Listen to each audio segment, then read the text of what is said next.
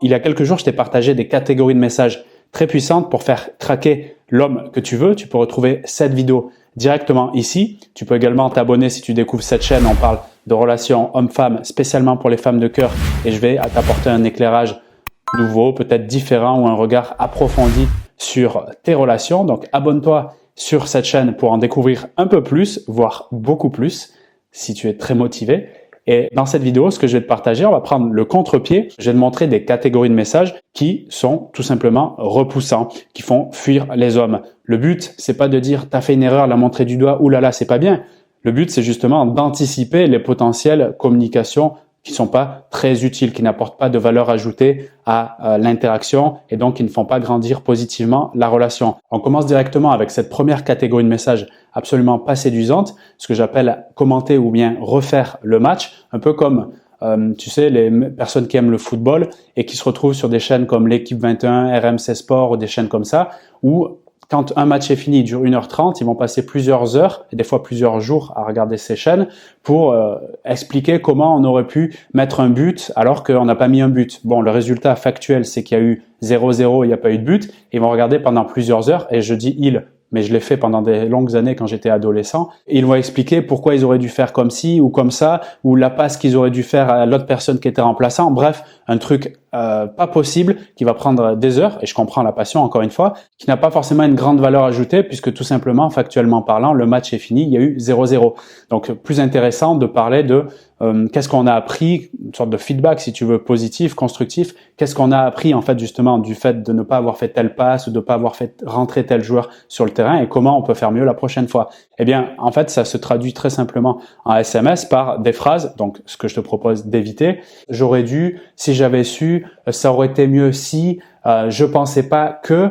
En fait, c'est un contenu, donc c'est du temps qui est utilisé pour pas grand-chose finalement. Ça témoigne d'une forme d'impuissance, de passivité, si tu veux, et en plus ça fait repenser à un sujet qui n'a pas forcément été dans sa perception quelque chose d'agréable à vivre, et du coup ça lui met un deuxième effet qui se coule négatif. Donc vaut mieux franchement se priver de ce genre de formulation, et je pense que ce qui est mieux en termes de conseils, si tu veux bien l'accepter, c'est de se focuser, donc de se porter son attention sur pourquoi pas quelque chose qui a été passé dans la soirée, imaginons hier au restaurant, mais qui a été positif et dans ce cas-là, l'exprimer. Donc au lieu viser, penser, porter mon attention sur quelque chose qui n'a pas été fait et de l'exprimer, mais c'est tout simplement plus intéressant de tourner la pièce et de regarder ce qui a été fait et qui a été bien fait et de porter une marque d'attention positive sur ça. Et encore mieux si c'est une marque d'attention positive sur ce qu'il est en termes d'identité dans l'action. Par exemple, si il m'a tenu la porte au restaurant et que je trouve ça cool, ça paraît peut-être anodin pour certaines,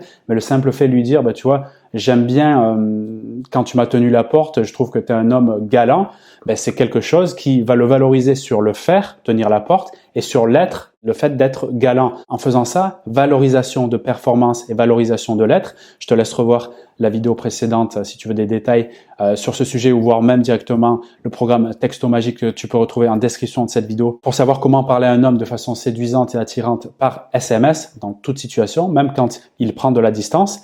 Donc, je reviens sur le point numéro 1. Donc, on a vu c'était refaire le match que je te conseille d'éviter. Le deuxième point que je veux te partager dans cette vidéo, que je revois assez souvent et encore une fois qui prive finalement de valeur et qui crée même, je dirais plus, une sorte de déconnexion et qui prouve que vous n'êtes pas sur la même longueur d'onde. Donc, évitez vraiment directement. Si tu t'apprêtes à le faire d'ailleurs maintenant, stop s'il te plaît.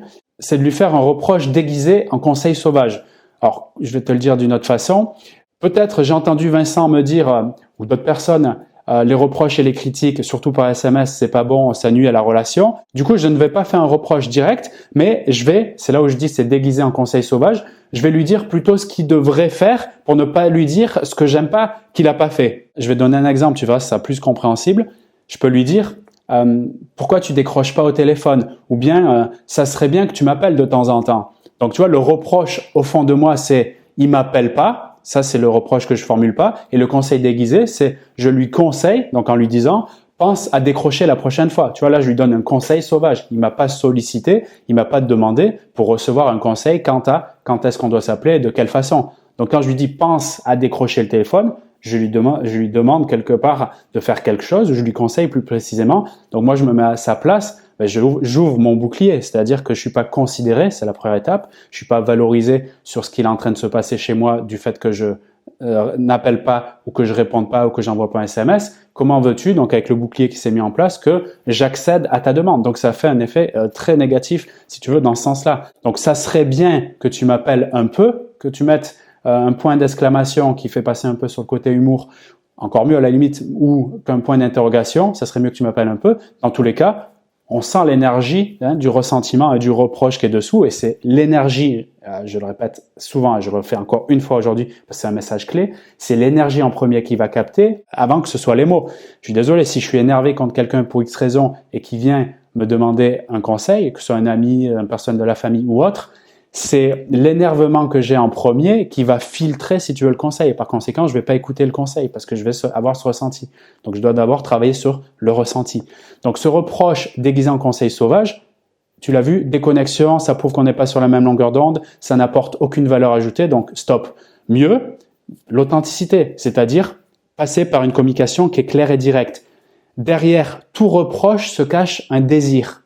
Je répète, derrière tout reproche se cache un désir. Le reproche que j'ai à faire m'aide à me connecter à mon désir. Donc, je tourne la pièce. Quel est mon désir qui est dessous tout ça par rapport au sujet de s'appeler, pas s'appeler? Ben, tout simplement, mon désir, c'est passer plus de temps avec lui au téléphone, par SMS. En gros, être en connexion. C'est ça que je veux. Donc, plutôt formuler ce conseil déguisé, pense à décrocher ton téléphone. Avec l'authenticité et la clarté en termes de communication et du fait d'être direct, ben j'assume mon désir qui est j'ai envie en fait d'entendre sa voix, j'ai envie d'être en communication. Donc je peux lui dire une phrase, tout simplement, c'est l'énergie d'amour qui est dessous, c'est tu sais que j'aime bien ta voix au téléphone, je suis prête à te consacrer 5 minutes ce soir. Partant? Tout simplement. Alors tu peux modifier cette phrase, mais elle est extrêmement puissante parce que tu mets une bonne ambiance, tu pars avec le pronom personnel je, donc tu dis j'aime bien entendre ta voix, donc tu déclares ce que tu aimes. Je peux te dire que si je lis ce message, peu importe le niveau de la relation que j'ai avec la personne en face, ben ça me donne plus envie. En fait, déjà, je comprends ton besoin, c'est plus direct. Et à partir de là, j'ai plus envie de te répondre sur oui, est-ce que je suis partant, oui, non, ou est-ce que j'ai telle ou telle disponibilité. Enfin bon, je vais avoir envie, moi aussi, d'être authentique dans ma réponse plutôt que de mettre mon bouclier et de mettre mon ego et tout ça, peut-être même rentrer en confrontation avec toi. Ça change tout. Donc ça, c'est extrêmement puissant. Donc d'éviter ce reproche déguisé par un conseil sauvage. Et le troisième point que je vais te partager dans cette vidéo, et je vais la faire courte parce que celui-là, il va être facile à comprendre, c'est le vidage de sac. En gros, quand ça dépasse 5-6 phrases ton message et que c'est en mode voici ce que je voulais te dire ou voici ce que je n'ai pas eu le temps de te dire, là pour moi on rentre dans du vidage de sac. En gros, le message type pavé. Le message type pavé, n'hésite pas à le faire quand vous êtes en conversation physique si tu as l'occasion de le faire. Mais sinon, abstiens-toi ou bien fais comme Pascal le grand frère, va le vider ailleurs. Je dis pas ça pour rien. Quand je prends l'image de Pascal le grand frère, l'idée c'est que quand tu vides le sac, c'est qu'au fond de toi, tu as de l'énergie qui a besoin de circuler, tu as besoin de la libérer. Sinon, on le ferait pas. C'est pour ça d'ailleurs que les personnes en difficulté dans la rue, les sans-abri, pas tous, mais certains, moi ça me touche, c'est pour ça que j'en parle, des fois ils crient, etc., ils vident leur sac. Pourquoi? Parce que en fait, c'est un système de l'organisme, c'est au niveau de la survie. Ils ont besoin de le faire pour survivre. Et nous aussi, on a besoin de le faire dans nos relations, quand ça va pas, quand on a besoin d'explications, quand on a besoin qu'ils nous disent pourquoi, en fait, il nous répond plus, pourquoi il nous quitte de cette façon, ou pourquoi il va voir ailleurs. Bref, il y a des tas de raisons qui nous donnent envie de vider notre sac. Mais le but du jeu, pour moi, en tout cas, je pense, c'est d'éviter de le faire un maximum. Encore une fois, si ça n'a pas été amorcer, parce que je pense qu'il y a une phase d'amorçage qui permet tout simplement à cet homme de le recevoir, d'être disposé à le recevoir. Encore une fois, s'il n'y a pas un minimum de connexion entre vous, connexion ne veut pas dire se mettre en couple. Une connexion, c'est-à-dire qu'on arrive à se parler, on arrive à se comprendre. Donc s'il n'y a pas un minimum de connexion, vider son sac, ça ne va pas faire un effet qui est sain pour toi, pour lui et pour la relation. Donc, par conséquent, je trouve, et par expérience, j'ai remarqué que ça n'a pas beaucoup d'utilité. Donc, quand je disais Pascal le grand frère, c'est aller externaliser, aller exprimer ça ailleurs.